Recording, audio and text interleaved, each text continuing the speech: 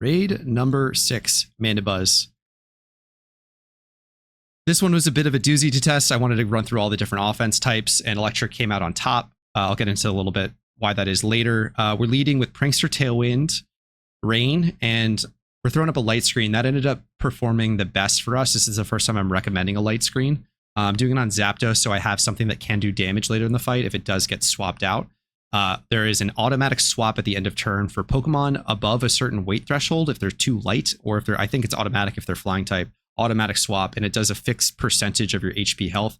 So even if you have like 4 HP, it will only do like 1 HP damage. So it will never kill your Pokemon. Maybe if it has 1 HP, it will. Haven't seen that happen yet. So yeah, we are setting screens, and screens are helpful. You just don't hit damage cap in this fight. I think Mandibuzz is just too bulky, basically, is what it boils down to. There may be extra damage modifiers. I'm not quite certain. It just feels like you're doing everything you possibly can to squeak out every little piece of damage. And so light screen enables that. There's an automatic nasty plot that happens at around 70%, and then another one at around 40 to 30%. So there's 2 nasty plots that happen. You'll want to at least haze off one of them, I would say. And that light screen should stay up for most of the fight if you're using light clay.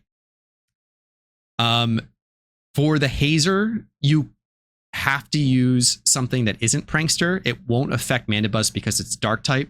You can Prankster Tailwind, and I recommend that you have Prankster Tailwind because around 50% is when the permanent Tailwind comes into play. It's pretty funny. It says it has like 127 turns remaining. I challenge anyone to stay alive that long. But yeah, it's definitely effectively permanent, and you'll just have to play around. You probably want 2 Prankster Tailwinds, one for at least the initial one, and hope it lives. And then you kind of have the option of when you can swap Pokemon in. The kind of flow of this fight is a bit chaotic just because you don't have control over what faints. You're trying to stay alive a little bit, so things like Magnezone will stay alive longer. And it's tough to get in exactly when you need to Tailwind. It's also not the end of the world if you don't Tailwind immediately when that other permanent Tailwind starts, if your Tailwind falls off from the start. If you are using something slow like Magnezone, its base speed is lower than Mandibuzz. So once you're both in Tailwind, it will struggle to get attacks off. So if you can try to use your slower attackers early, that's just a point of consideration, not necessarily a requirement.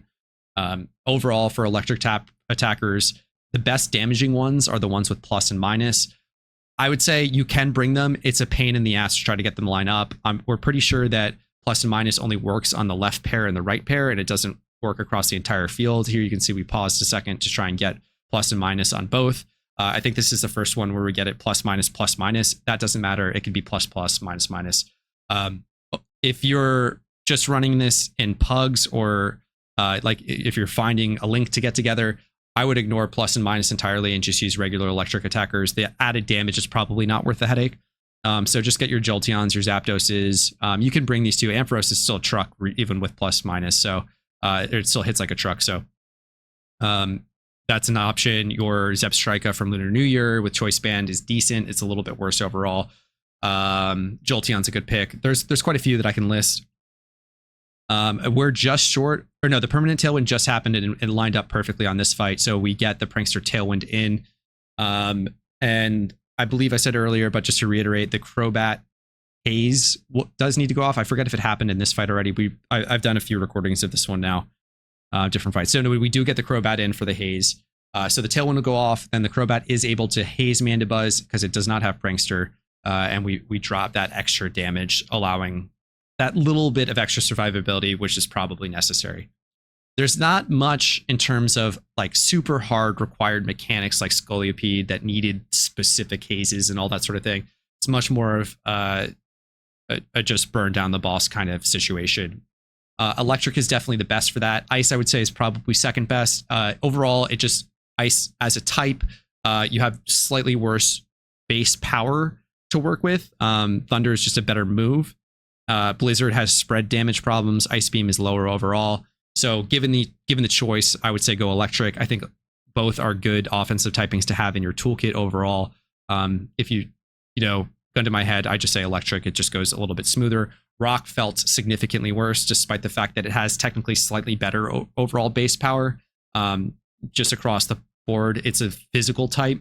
and the extra bulk on Mandibuzz just made the difference. It just was so much slower to kill. You really need to just squeak out survivability in order to make it work.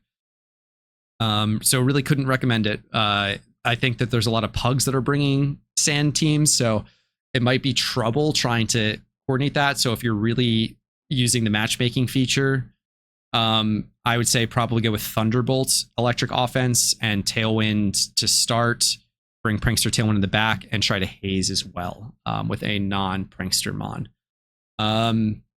As far as typing items go, because I get this question a lot, you'll want to make sure that you have choice specs. Banned isn't that great for electric type, but you could get banned on a Raichu potentially for Volt Tackle, but that's a pain to get. Volt Tackle is a tough breed to make happen.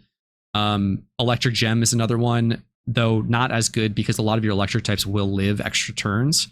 Still a 2.5 or 25% effectively increased damage, a little bit more than Magnet, Expert Belt, and Zap Plate. Zap Plate is super expensive right now. Someone bought out that market, so you might want to ignore. Life Orb, Expert Belt, Magnet are probably what you want to run otherwise. So make sure you spread those across your different electric mons. Almost none are doing cap, so you'll probably want to put specs on something that might live extra turns, something like a Zapdos, if you're not running screens like Clay on it, like I was. And then just spread the rest around.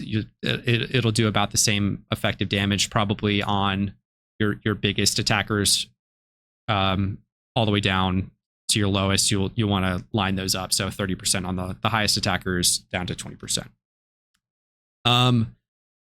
Yeah, this is a fun-ish fight. It was really tough trying to figure out the damage calculations between all of our different electric types and how plus and minus are working. So that was kind of a lot of the delay there.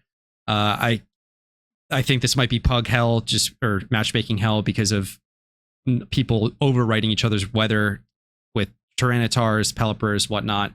I would go Thunderbolt offense if you're doing that. Otherwise, electric type if you're coordinating groups. Yeah, thanks for watching, and hope you have a good one.